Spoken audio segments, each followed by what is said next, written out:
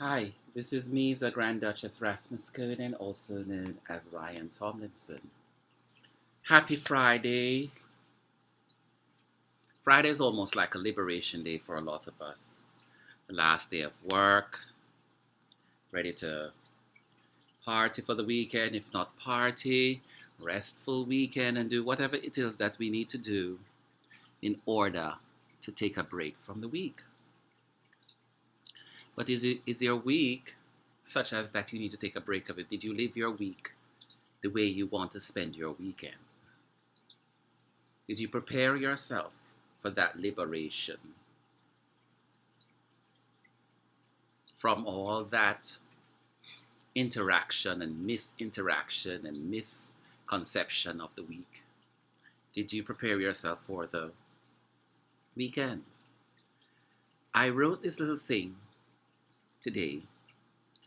After call, left must feed the fall, right, for the light to have might over the evil of its type, that the last call find obedience in the light and light.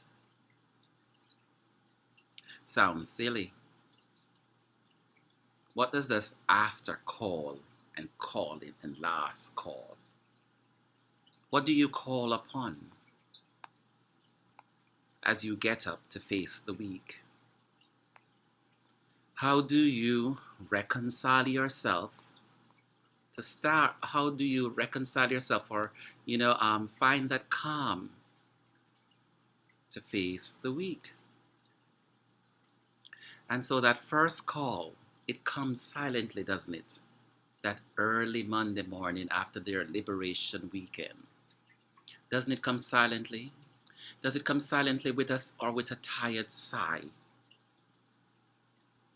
Or does it come silently with a burst of joy to achieve your goal for that week or for that day or for whatever you need to do?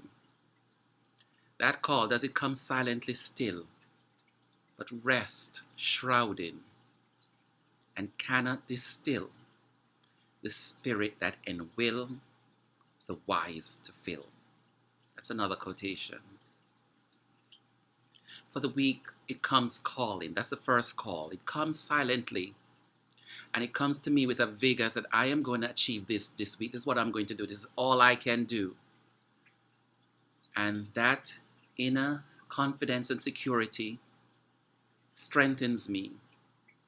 And no matter what the outside integrations are or degradations, that spirit and will give me enough wisdom to churn an energy. I could have quit some things, 2 things this week I could have quit.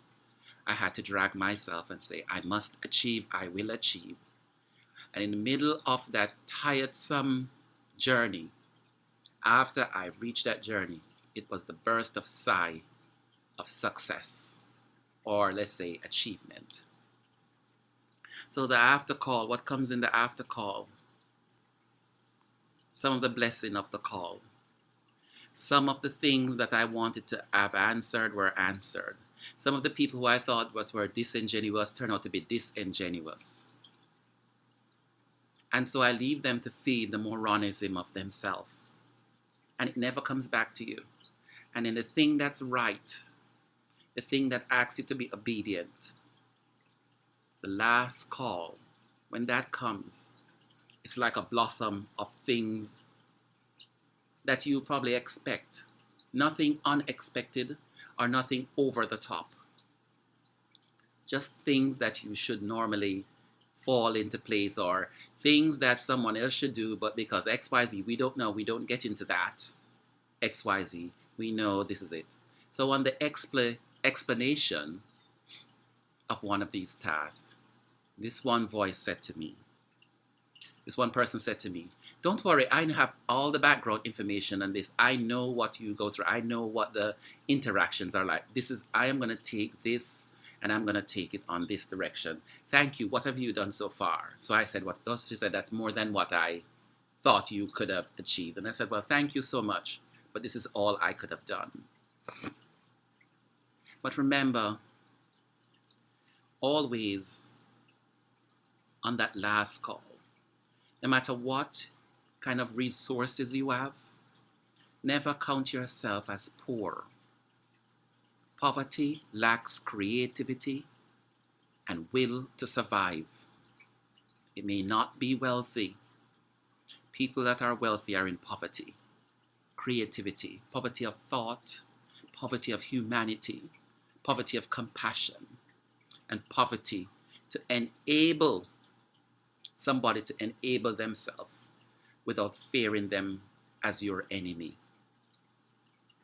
And so therefore, as somebody as the light, if so such inspired by goodness and kindness, know that whatever comes to you, or whatever, if let's just say, I'm going to use a biblical example, like God said to go and destroy that town and whatever, but take nothing of the wealth and do nothing. Remember, you had to protect yourself. Leave them with their own spoils to feed their own evil, to feed into its own self. Take not of the evil to feed yourself. Remember, I defended you, so take that of my goodness and feed yourself and be prosperous in that. That's one way of looking at it from a materialistic standpoint. But I take it as a holistic and a spiritual standpoint. So I do not take of the negativity. I do not take of the will, and I do not guess of the will or of that behavior.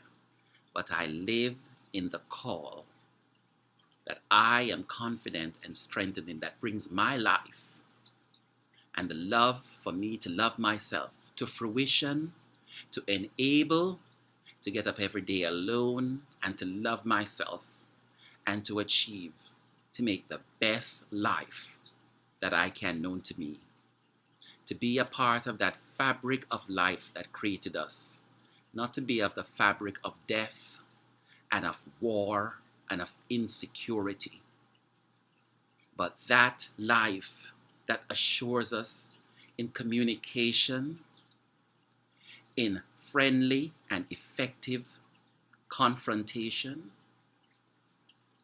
in trust, and so forth.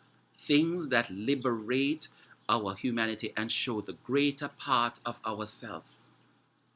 I would rather not take $500 million and get people to attack their own self. Sometimes there are people that destroy that pay people to fight against each other so that they can take advantage and create poverty in the world. And we sit and say, oh, the terrorist. But look inside yourself. Strength and might don't need to live in fear. It don't need to enable household against household, because it has enough wisdom to stand up, to discern and judge. And therefore, on that last call, on that after call, are you obedient to those tenets that you live to liberty and freedom? Thank God I'm falling in that pattern. I always have. Much to judgment and ridicule. But look at yourself, and I look at some of this government. For all these years, we have not lived the tenets of the Statue of Liberty. I love liberty and the Constitution. Instead, they live enabling in fear and credit of wealth and the credit of freedom, that which we are lacking. This is MEZA Grand Duchess Rasmaskone, 3706 Manor Road, Apartment 2. Have a good Friday. Live your end life light. Treat me right.